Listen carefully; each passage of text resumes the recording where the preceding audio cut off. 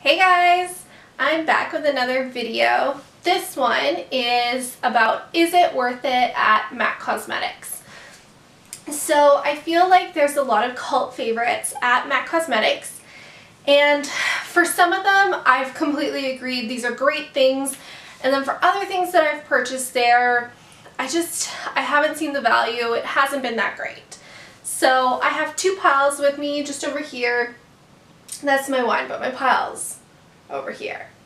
One pile is things that I thought were totally worth it, and there's going to be a couple of things that are missing from that pile because I've used them up and I haven't replaced them, just because it hasn't been a priority to spend the money on that.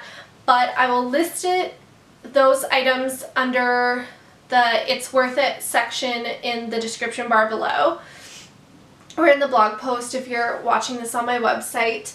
And then there's a few things where I've been like, you know what, it's not worth it. I can get a similar product for a lower price. So, or it just wasn't that good. So let's get started. Okay, I'm going to start off with something that I feel like everyone loves, and it is the MAC Pro Longwear Concealer. And there's really nothing that I need to say about this. This is the best concealer I've ever found for completely covering up my dark under eye circles without having to use a color corrector. It's super handy to use. It's not in one of those annoying squeezy tubes like Makeup Forever's is. It has a pump, and I feel like they've gotten better in the past few years of making the pumps a little bit more sensitive, so you can do a half pump instead of a whole pump, because I know a lot of people would complain about that back in the day, but this is really good and it covers up my dark circles completely. Next thing that I think is completely worth the money is going to seem odd to a lot of people, especially people that love Anastasia brow products. But this is the Fluid Line Brow Gel Cream in Dirty Blonde. And what I love about this particular product is that it does not dry out. I don't know what the hell they put in this, but I've had this for over a year. I don't like reef on the cap to close it whatsoever. It just doesn't dry out. And I love that because the Anastasia one I tried out once. It was really nice because they had a bunch of different shade options, whereas this, I think there's only 4.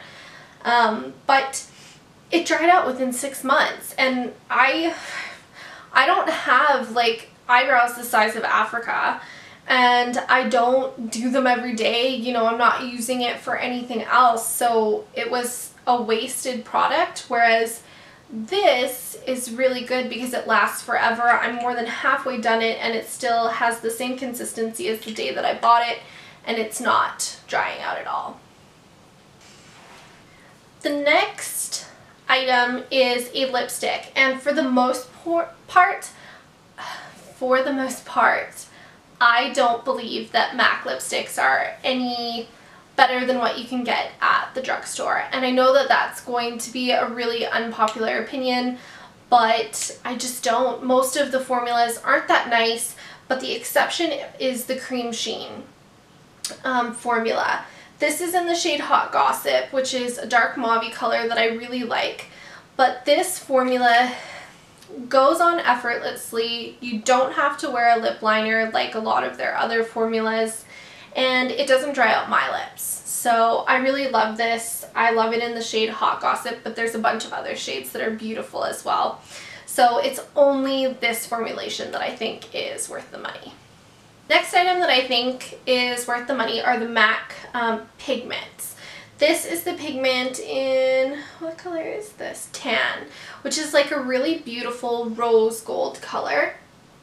And what I'm going to have to be so careful about this on the carpet. Whew, just living dangerously. What I love about these is you get so much product. This tan I have had for literally years, and it's like not even like a dent in it. But these freaking are so beautiful, especially if you spray down a brush. This gives like the most beautiful like foiled look to the eyes. And they have one in a a shade called Blue Brown that I would just love to have because it's a gorgeous color that's like duochrome, but this is tan and it's the perfect summer color with a bit of like a warm brown or an orange in the crease. It's super wearable and has that like gorgeous like glossy high shine look. The next item is actually what I would use to spray down a brush before using a MAC pigment. But I also use it to set my makeup because I am very dry and have a lot of like powdery flaking throughout the day. So I'll use this as a facial like mist throughout the day as well. And it's the MAC Fix Plus. And it says it's a skin refresher and finishing mist. So that's exactly what I use it for. I have no idea what's in this stuff, but it feels like I'm spritzing aloe on my face. I said that in my 2016 favorites video.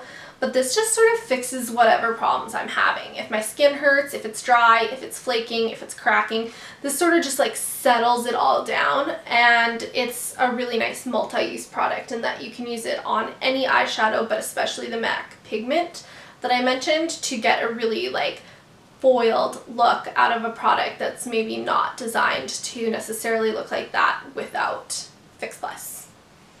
The last item that I think is totally worth your money is a specific skin finish, and it is the MAC Mineralized Skin Finish in Soft and Gentle. And I feel like this is sort of a cult favorite brought on by Jaclyn Hill, but it is a really beautiful, darker, I use this as a blush topper more so than a highlight, but it looks gorgeous as a highlight on someone that's more tan than me. But this is totally worth the money because it is, again, a multi-use product. I've used this as eyeshadow. I've used it as a highlight when I'm more tan. I have used it as a blush topper for years, and I have literally had this for years. And it's a baked product, so it used to be domed, but I have not hit pan at all. So these last a long time. Okay, let's get ready to talk about the things that I don't like and prepare to be crucified. The first item that I do not believe is worth it at all at MAC is their eyeshadows. I have 3 eyeshadows here from MAC that I do use all the time. I think that they're really beautiful eyeshadows. My big complaint is you can get similar eyeshadows for less. So if you're interested in ordering online, you can get them through companies like ColourPop, Morphe, Makeup Geek. All of those are more affordable options, even for Canadians when you factor in, you know, shipping and exchange. They're still cheaper than buying one of these. So personally, especially if you're buying them as singles, like that just blows my mind why anyone would ever do that. Buy them in the little single potted pots, like not worth it. And not even worth it in these pro pans, like just not worth it ever. So single eyeshadows from MAC just aren't my deal. Likewise, I do not believe that the blushes from MAC are worth it. Don't get me wrong, I think a lot of them are really beautiful colors, and I own a couple. But I think it is telling that I purchased them before I was in the financial situation that I'm in today.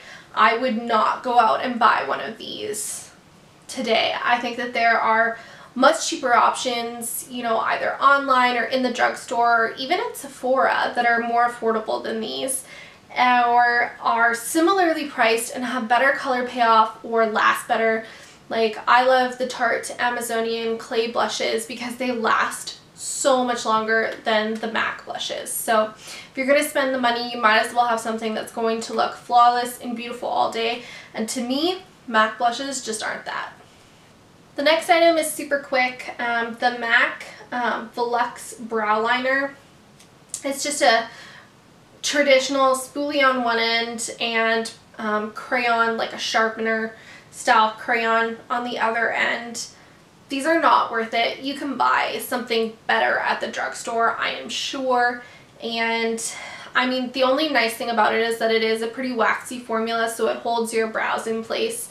You can sort of eliminate a product that way, but even still, I think there's similar things at the drugstore. I just would not spend my money on this ever again. The last product that I don't think is worth the money is actually a product that I love and use every day to set my makeup, but I will not repurchase again just because I feel like drugstore powders for dry skin people are getting better, that there's more options, and also that there are powders out there that are similarly priced or lower priced at Sephora that will do an even better job. And it is this, you can tell I've had this for a while because it's the old style packaging, but it's the MAC Mineralized Skin Finish Natural. So these aren't like the shimmery ones like the blush topper highlight that I showed you before. But I wear this in the shade Light Plus, which is part of what really drew me to it as well. It comes in a big shade range, and this doesn't dry me out, which I really appreciate, but it's just not worth it to me. I wouldn't repurchase it, even though it is a really nice product. I think you can find similar things at the drugstore or similarly priced at Sephora. Okay guys, those are my favorites at MAC, as well as things that I don't think are worth the money. I definitely feel like every now and again you're going to get a gift card, or you're going to have a small amount of disposable money and want to do something nice for yourself. And that's why I do videos like these. Sometimes it's not just about living cheaply, but it's about buying intelligently as well. So I hope that these suggestions and also slight slamming of certain products is helpful to you if you get the chance to go to MAC and make some purchases. I would love to hear what you love at MAC, because I'm always open to going in and testing out new things. And I would also love to hear what you don't like, because I feel like that helps me too. So leave it down in the comments below or in the comments on my blog if you're watching this on the website, and I will see you soon. Bye! Oh my god, no, that's cold. Metal chair, bare legs in March. Bye-bye. Trying new things with my hair because it's getting long, and the things that I used to do with it don't look so good anymore, but a lot of the things that I'm trying out don't look so good either, and I think this is in that pile. This hairstyle is in the list of things that I should not do again. Let's not.